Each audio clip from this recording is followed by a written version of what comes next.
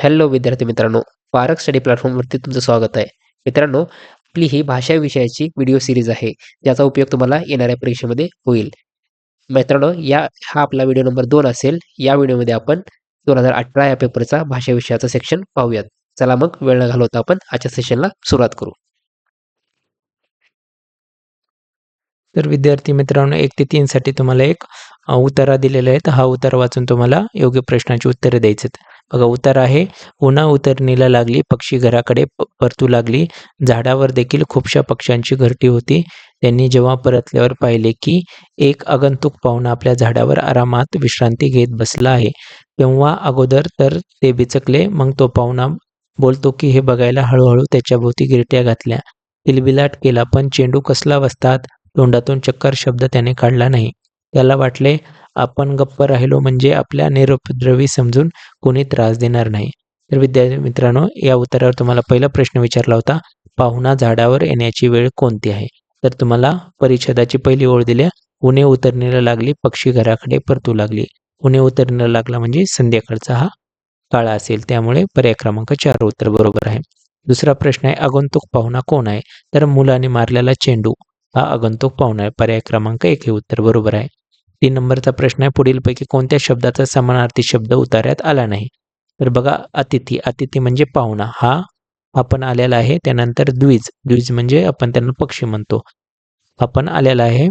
त्यानंतर तिसरा आहे त्रासदायक, त्रासदायकचा विरोधार्थी शब्द आलाय निरुपद्रवी, त्यामुळे हा समानार्थी शब्द उतार्यात आलेला नाही. आराम या शब्दाचा पण शब्द समानार्थी आला आहे, आराम म्हणजे विश्रांती, त्यामुळे याचं उत्तर योग्य असेल पर्याय क्रमांक 3. पुढला प्रश्न आहे विद्यार्थी मित्रांनो 4 ते 6 यासाठी तुम्हाला सूचना दिल्या, पुढील बातमी काळजीपूर्वक वाचून विचारलेल्या प्रश्नाचे उत्तर योग्य पर्याय निवडा. राष्ट्रीय शीर्षक आहे, राष्ट्रीय स्मारकामध्ये प्लॅस्टिक बंदी. नवी दिल्ली, स्वच्छ भारत स्वच्छ स्मारक मोहिमेचा भाग म्हणून देशातील सर्व राष्ट्रीय स्मारके तसेच पर्यटन स्थळावर प्लॅस्टिक बंदीची घोषणा करण्यात आली. काल दिल्ली येथे केंद्रीय पर्यटन मंत्र्यांनी महात्मा गांधी जयंतीचा मुहूर्त साधून ही घोषणा केली. सर्व राष्ट्रीय स्मारकाच्या परिसरात संपूर्ण प्लॅस्टिक बंदीची अंमलबजावणी महिनाभरात करण्याचे तसेच या ठिकाणी स्वच्छतागृह व उपाहारगृहाची सुविधा पुरवण्याचे निर्देशही त्यांनी दिले. यावर पहिला प्रश्न आहे, प्लॅस्टिक बंदी हा कोणत्या मोहिमेचा भाग आहे? तर याचं योग्य उत्तर असेल 2, स्वच्छ भारत स्वच्छ स्मारक. 5वा प्रश्न आहे, तुम्हाला मोहिमेअंतर्गत कोणत्या सुविधा पुरवण्याचे निर्देश दिलेले आहेत? तर बघा शेवटची ओळ आहे याची, तर याच्यामध्ये स्वच्छतागृह उपाहारगृहाची सुविधा पुरवण्याचे निर्देशही त्यांनी दिले, त्यामुळे याचं उत्तर असेल पर्याय क्रमांक अ आणि ब, पर्याय क्रमांक 4. बघा पुढला प्रश्न आहे, मोहिमेची घोषणा कोणत्या दिवशी केली? याच्यामध्ये तुम्हाला तारीख दिलेली नाही, पण त्याच्यात दिले महात्मा गांधी जयंती, त्यामुळे महात्मा गांधी जयंती कधी असते? 2 ऑक्टोबर, यामुळे आपला पर्याय क्रमांक 3 हे उत्तर बरोबर असेल. बघा पुढला प्रश्न आहे, 7 ते 9 साठी सूचना, पुढील वाक्यातील विशेषणाची संख्या किती? तर बघा त्याच्यामध्ये 7वा प्रश्न आहे, 11व्या होडीला बांधलेली 12वी सामानाची होडी देखील छान चालली आहे. याच्यामध्ये 11वी हे विशेषण असेल, त्यानंतर 12वी हे पण विशेषण असेल, त्यानंतर छान हे विशेषण. बघा 11वी आणि 12वी हे संख्या विशेषण आहे आणि छान हे गुण विशेषण आहे, त्यामुळे याच्यामध्ये एकूण 3 विशेषणे आले आहेत. पर्याय क्रमांक 1 हे उत्तर आपलं बरोबर असेल. त्यानंतर 8वा प्रश्न आहे, तुम्हाला पुढीलपैकी निश्चितपणे एकवचनी नाम असलेला पर्याय ओळखा. तर बघा एक नशीब अनेक नशिबे असं म्हणू शकत नाही. त्यानंतर पर्याय क्रमांक 2 आहे, गुलाब अनेक गुलाबी म्हणू शकतो आपण. त्यानंतर एक जवाब अनेक जवाब म्हणू शकतो. त्यानंतर एक हिशोब अनेक हिशोब म्हणू शकतो, त्यामुळे आपले योग्य उत्तर असेल पर्याय क्रमांक 1 नशीब. बघा 9वा प्रश्न आहे, पुढील वाक्याचा काळ ओळखायचा आहे. आपण चमचमणाऱ्या चंद्र चांदण्याची शोभा पाहायला जाऊ, म्हणजे जाण्याची क्रिया होणार आहे, तर याचं उत्तर पर्याय क्रमांक 2 असेल भविष्यकाळ. बघा 10वा प्रश्न आहे, पुढीलपैकी अशुद्ध शब्दाचा पर्याय कोणता, म्हणजे चुकीचा शब्द? तर हा प्रश्न गाळण्यात आलेला आहे, म्हणजे रद्द करण्यात आलेला आहे. बघा 11वा प्रश्न आहे, तुम्हाला पुढीलपैकी निश्चितपणे फक्त पुल्लिंगी नाम असलेला पर्याय कोणता? बघा पुल्लिंगी शब्द याच्यामध्ये एकच आहे, तो म्हणजे पर्याय क्रमांक 4, तो हिरा. आपण ती वेळ म्हणतो, त्यानंतर ते ढेकर म्हणतो, ती बाग म्हणतो, त्यामुळे 4 नंबरचं उत्तर बरोबर आहे.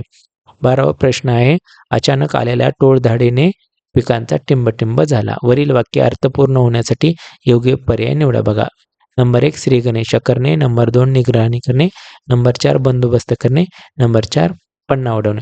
तर ज्यावेळेस टोळधाड येते त्यावेळेस काय होतं, पिकांचं नुकसान होतं. त्यामुळे 4 नंबरचा पर्याय बरोबर असेल, पन्ना उडवणे.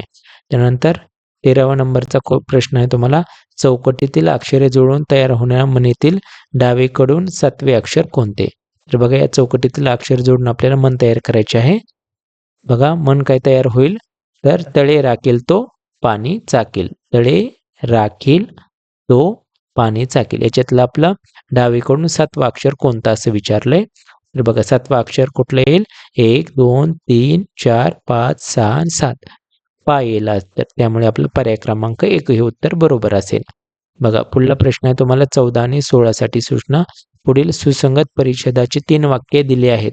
परिच्छेदाची वाक्य पूर्ण करण्यासाठी योग्य शब्द भरायचा आहे. म्हणजे या 3 परिच्छेदामध्ये आपल्याला योग्य शब्द भरायचा आहे. तर बघा, 14वा आहे, दुष्काळी प्रदेश टिंब हिरवाईने नटला. उन्हामुळे, पावसामुळे, महागाईमुळे तर नापीक. तर दुष्काळी प्रदेश ज्यावेळेस पाऊस पडतो त्यावेळेस हिरवाईने नटतो. त्यामुळे योग्य उत्तर असेल पर्याय क्रमांक 2. त्यानंतर 16वा प्रश्न आहे, सर्व दुथडी भरून वाहू लागले. बघा, वाहणारे याच्यामध्ये काय आहेत, तर नदी नाले वाहत असतात. त्यामुळे 1 नंबरचं उत्तर बरोबर असेल. 16वा प्रश्न आहे, निसर्गाच्या कृपेने बळीराजा टिंब. म्हणजे बळीराजा काय झाला, सुखावला. पर्याय क्रमांक 3 हे उत्तर आपलं योग्य असेल. त्यानंतर 17वा प्रश्न आहे आपला, पुढीलपैकी कोणता शब्द संगणकाशी संबंधित नाही विचारले. लक्षात राहू द्या, नाही असं विचारले. त्यानंतर युजर हे पण आहे शब्द. प्रिंट हा पण शब्द येतो.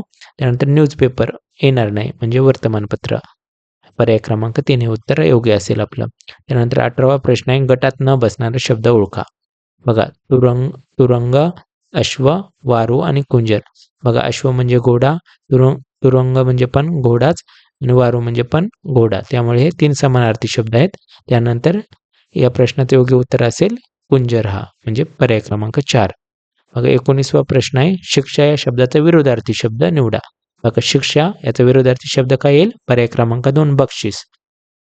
त्यानंतर 20वा प्रश्न आहे आपला, खालीलपैकी अलंकारिक शब्द व त्याचा अर्थ असलेली अयोग्य जोडी काय करायची, निवडायची. बघा, नंबर 1 दिले, सूर्यवंशी लवकर झोपेतून उठणारा. म्हणजे सूर्यवंशी म्हणजे लवकर झोपेतून न उठणारा असतो. त्यामुळे हे आपलं काय असेल, अयोग्य जोडी असेल. लंकेची पार्वती म्हणजे अंगावर दागिने नसलेली स्त्री, हे पण बरोबर आहे. त्यानंतर आतल्या गाठीचा सगळं मनात ठेवणारं, हे पण बरोबर आहे. सांगकाम्य म्हणजे स्वतःच्या मनाने काही न करणारं, हे पण बरोबर आहे. त्यामुळे योग्य उत्तर 1 नंबरचा पर्याय असेल आपला. नंतर 21वा प्रश्न आहे, 2 नद्या एकत्र मिळण्याची जागा यासाठी योग्य शब्द पर्यायामधून निवडा.